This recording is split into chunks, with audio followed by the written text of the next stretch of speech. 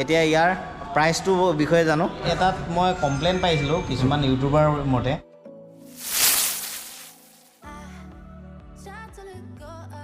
Guys এতিয়া মই পালোহি ESD শ্ব'ৰুমত আৰু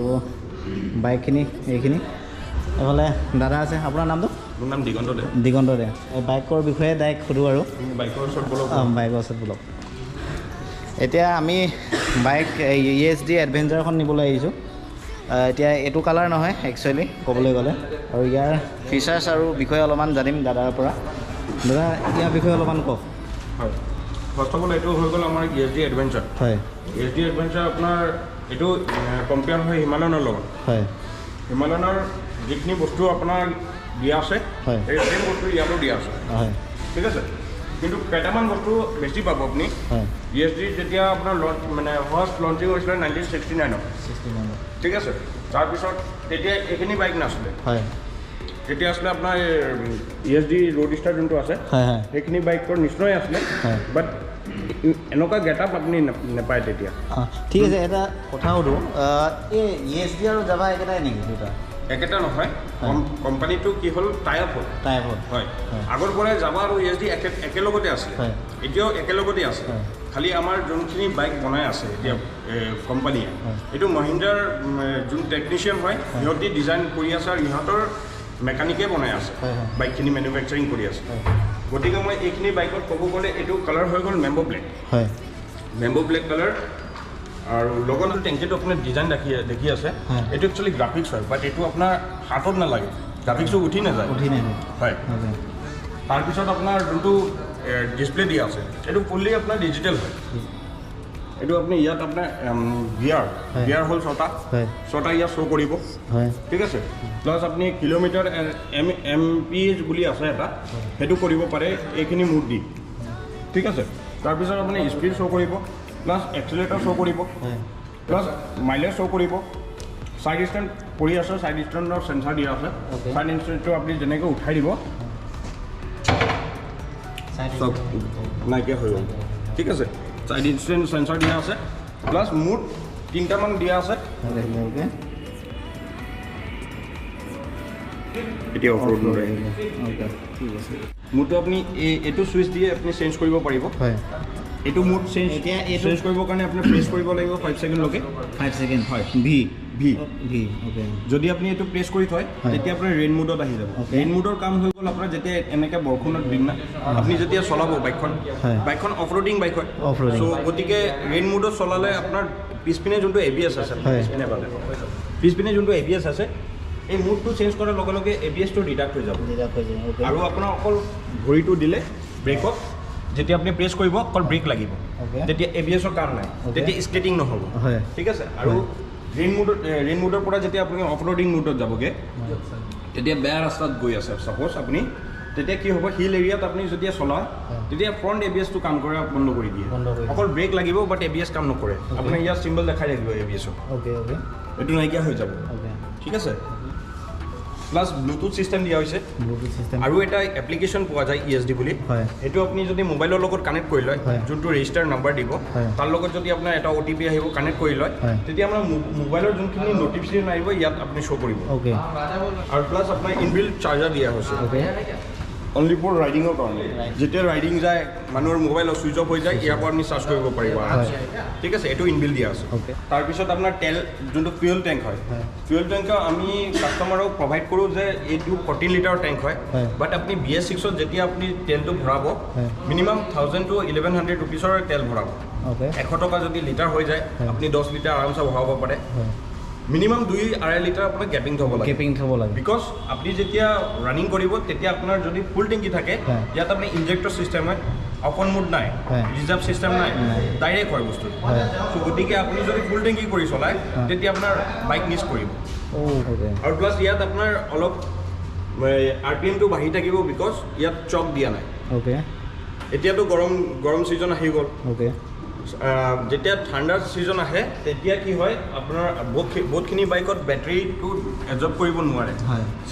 ইয়াত অকল চেল্ফে দিয়া হৈছে, কিকটো নাই যে কিক মাৰি আপুনি ষ্টাৰ্ট কৰিব পাৰিব। গতিকে আপুনি চেল্ফ যেতিয়া মাৰিব এইটো কাম নকৰিব, যদি ইনকেছ চক নাথাকে যেতিয়া চক মাৰি পিনে আমাৰ ষ্টাৰ্ট কৰিব লাগে ইয়াত চক দিয়া নাই ডাইৰেক্ট RPM-তে বস্তুটো দিয়া হৈছে আপুনি RPM সেট কৰিব নোৱাৰিব এটো কোম্পানীৰ মতেই থাকিব খালি RPM-টো 2 লকে থাকিব বাঢ়ি থাকিব এক্সিলাৰেটৰটো আপোনাৰ নিদিলেও আপোনাৰ অলপ বাঢ়ি থাকিব ঠিক আছে এতিয়া আমি ইয়াৰ মাইলেজৰ বিষয়ে জানিম অলপ মাইলেজ কেনেকুৱা দিয়ে কিমান এভাৰেজ আপোনাৰ মাইলেজ ইয়াতে শো কৰিব ডিসপ্লে 37 36 এনেকুৱা দেখাব বাট আপুনি 30 to 33 34 মান পাব লাগে না আৰু এটা বস্তু দিয়া হৈছে বাইকত ৰেডিয়েটৰ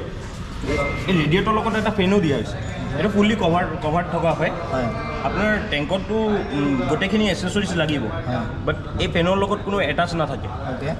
আমাৰ আগৰ যিখিনি বাইক আছিলে তাত ফেনৰ কভাৰখিনি গেপিং আছিলে মাজে মাজে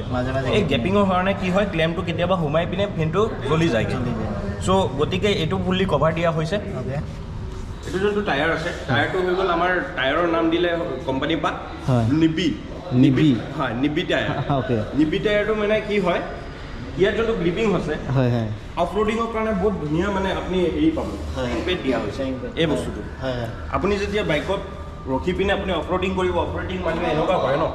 তেতিয়া গ্ৰিপিং ধৰিব লাগে গ্ৰিপিং কৰিব এই দুটা ভৰি দি আমি গ্ৰিপিংটো ধৰিব পাৰি এই টেংক পেডত ভৰিটো লাগি থাকিব তেতিয়া আমি ধুনীয়াকৈ অফ ৰোডিং কৰিব পৰা যায় ইয়াত যোনটো কভাৰ আছে এই কভাৰটো মন কৰিছে ধুনীয়া বস্তু দিলে বিকজ মোষ্ট প্ৰবলি কি হয়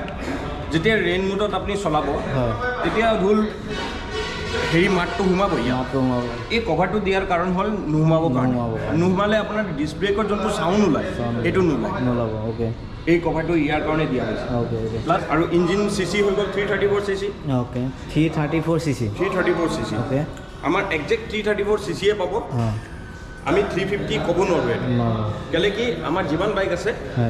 সেইটো ৰেঞ্জৰ বাইক আপোনাৰ 334 cc এ পাব তাৰ তলৰ CC আছে আমাৰ 293 cc এইটো 290 জাভা 42 2.1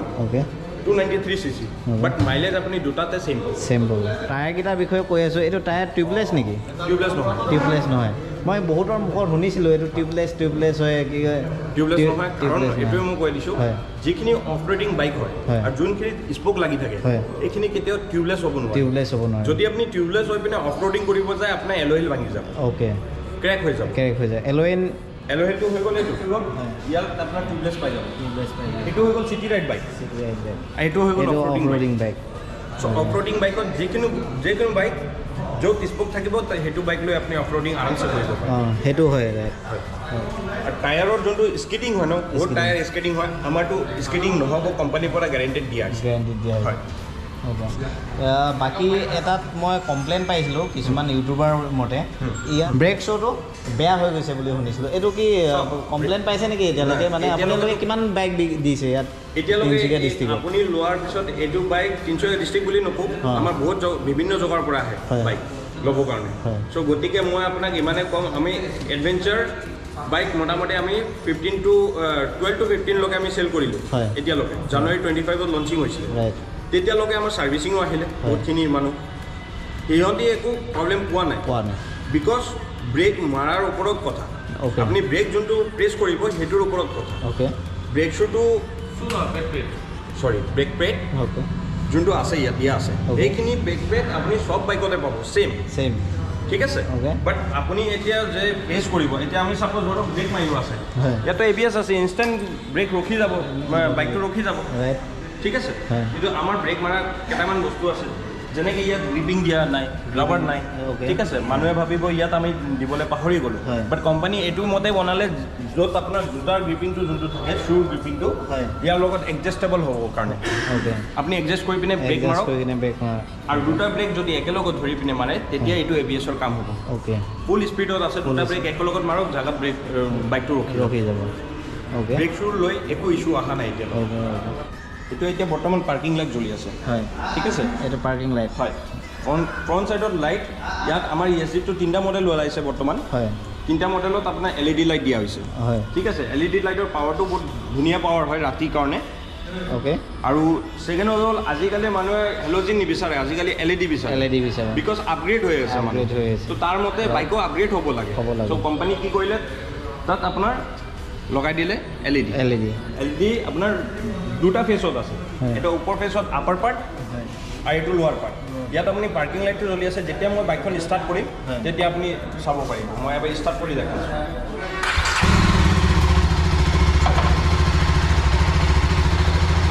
ইয়াৰ মুডখিনি ইয়াত দিয়া হৈছে এবাৰ মোৰ মানুহটো দেখি মুডটো হৈ গ'ল এইটো এতিয়া একদম নৰ্মেল চলি আছে যেতিয়া আপোনাৰ আপাৰ লাগিব